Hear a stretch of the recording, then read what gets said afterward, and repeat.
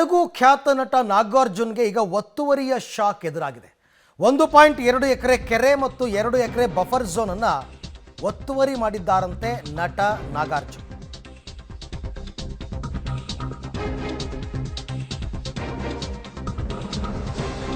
ತೆಲುಗು ನಟ ನಾಗಾರ್ಜುನ್ಗೆ ಒತ್ತುವರಿಯ ಶಾಕ್. 1.2 ಎಕರೆ ಕೆರೆ, 2 ಎಕರೆ buffer zone ಒತ್ತುವರಿ ಮಾಡಿಕೊಂಡಿದ್ದಾರೆ ಅಂತ ನಾಗಾರ್ಜುನ ಒಡೆತನದ ಎನ್ ಕನ್ವೆನ್ಷನ್ ಸೆಂಟರ್ ಅನ್ನು ಡೆಮಾಲಿಷ್ ಮಾಡಿದ್ದಾರೆ. ಹೈದರಾಬಾದ್ನ ಮಾದಾಪುರ್ ಏರಿಯಾದಲ್ಲಿ ಇರತಕ್ಕಂಥ ಎನ್ ಕನ್ವೆನ್ಷನ್ ಸೆಂಟರ್. ನನ್ನ ವಿರುದ್ಧ ಆದೇಶ ಬಂದಿದ್ದರೆ ನಾನೇ ತೆರವು ಮಾಡಿಕೊಡ್ತಾ ಇದ್ದೆ, ನಾಗಾರ್ಜುನ ಹೇಳಿರೋದು. ಡೆಮಾಲಿಷ್ನಿಂದ ಅತೀವ ನೋವಾಗಿದೆ ಅಂತ ನಾಗಾರ್ಜುನ ಟ್ವೀಟ್ ಕೂಡ ಮಾಡಿದ್ದಾರಂತೆ.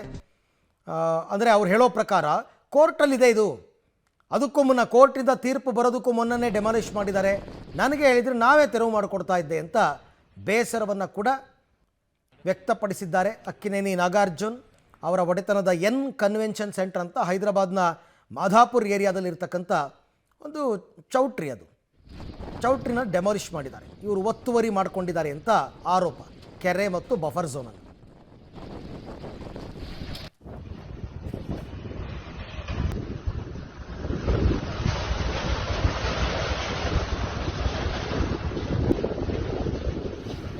ತೆಲುಗು ನಟ ನಾಗಾರ್ಜುನ್ಗೆ ಒತ್ತುವರಿಯ ಶಾಕ್ ಎದುರಾಗಿದೆ. 1.2 ಎಕರೆ ಕೆರೆ, 2 ಎಕರೆ ಬಫರ್ ಝೋನ್ ಒತ್ತುವರಿ ಮಾಡಿಕೊಂಡು ಇವರು ಕನ್ವೆನ್ಷನ್ ಸೆಂಟ್ರನ್ನ ಕಟ್ಕೊಂಡಿದ್ದಾರೆ, ಚೌಲ್ಟ್ರಿನ ಕಟ್ಕೊಂಡಿದ್ದಾರೆ ಅಂತ ಇವ್ರ ಮೇಲಿದ್ದಂತಹ ಆರೋಪ.